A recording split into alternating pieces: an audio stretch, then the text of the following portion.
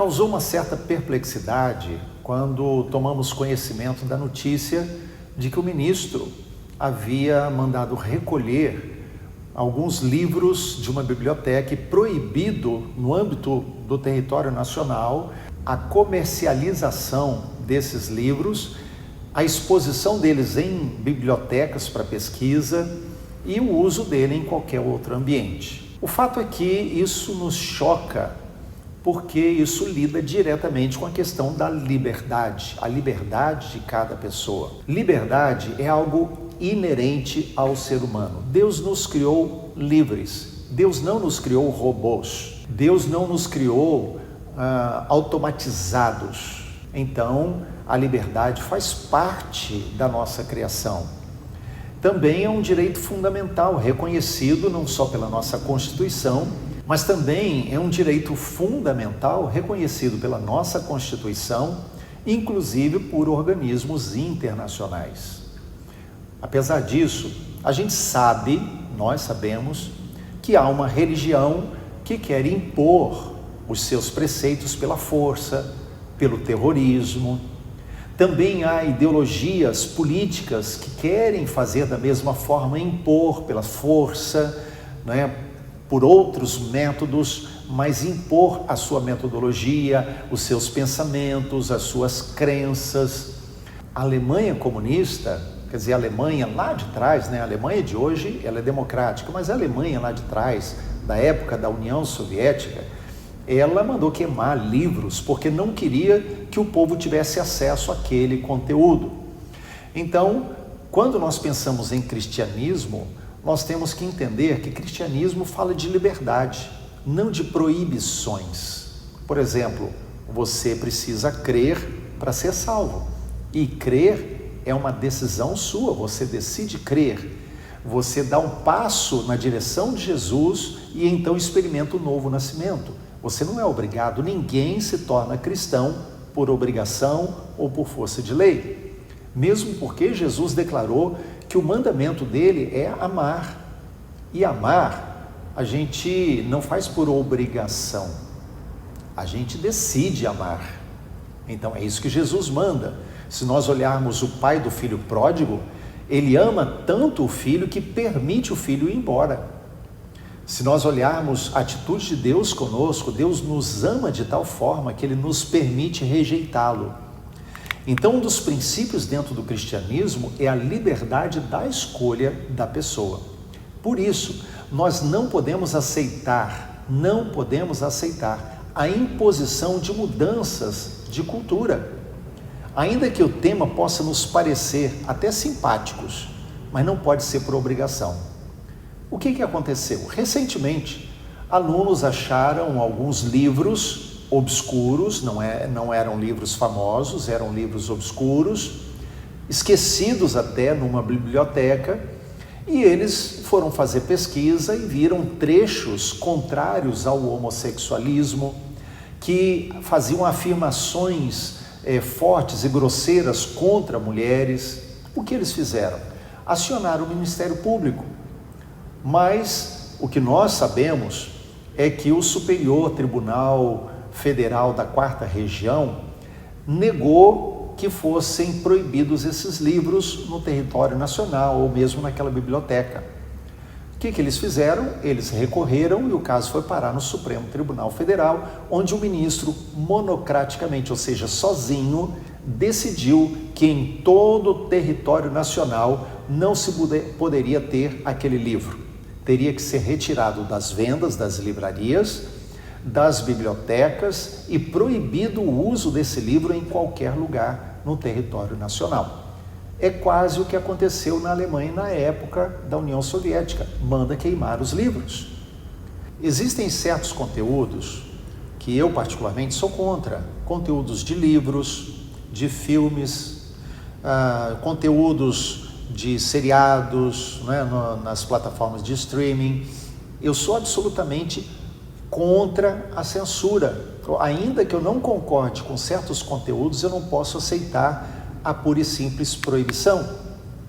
O fato é que quando nós cristãos aceitamos essa decisão do ministro como sendo uma decisão boa, ou achamos que é normal, ou que poderia fazer isso mesmo apenas porque o tema nos é simpático, nós estamos abertos para a queima da Bíblia.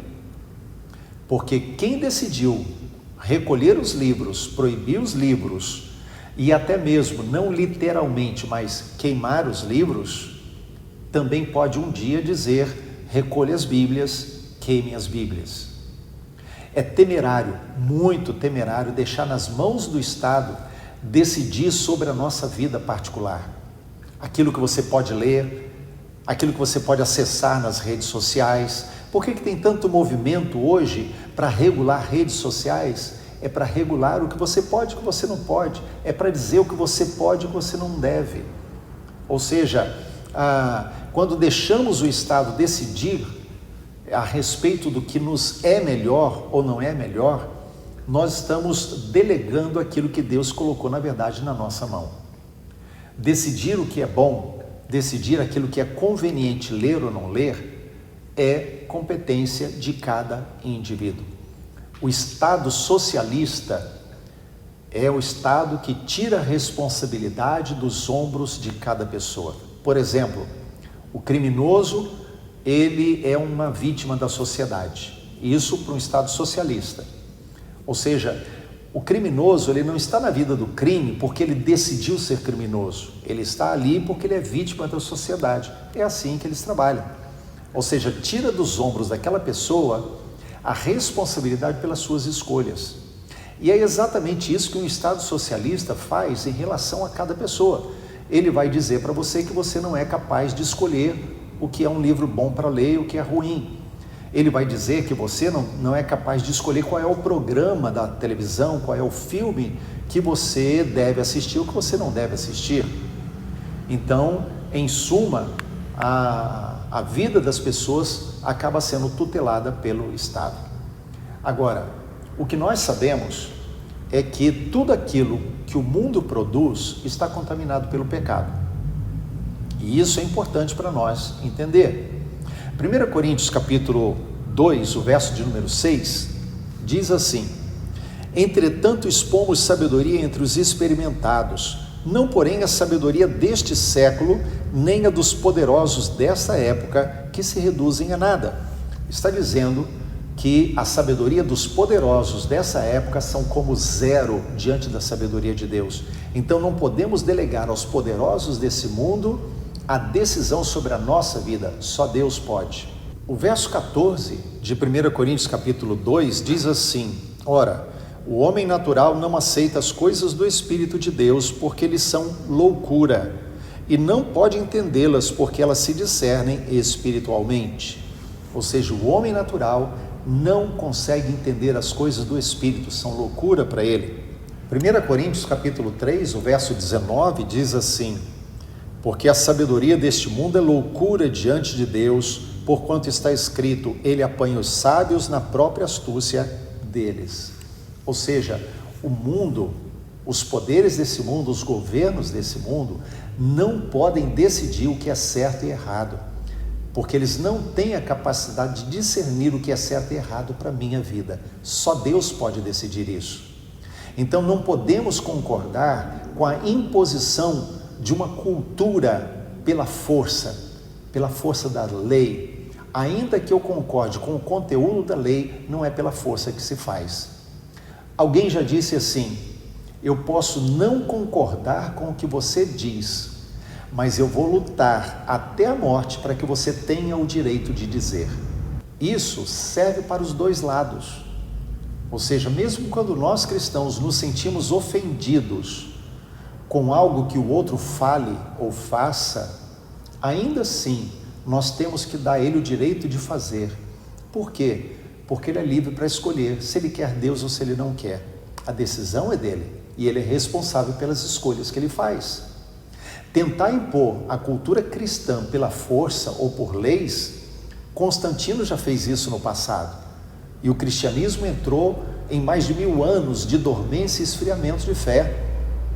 Se nós aceitarmos impor a cultura cristã pela força da lei, nós estaremos nos igualando a certa religião que tenta impor a sua doutrina pela força, inclusive através do terrorismo.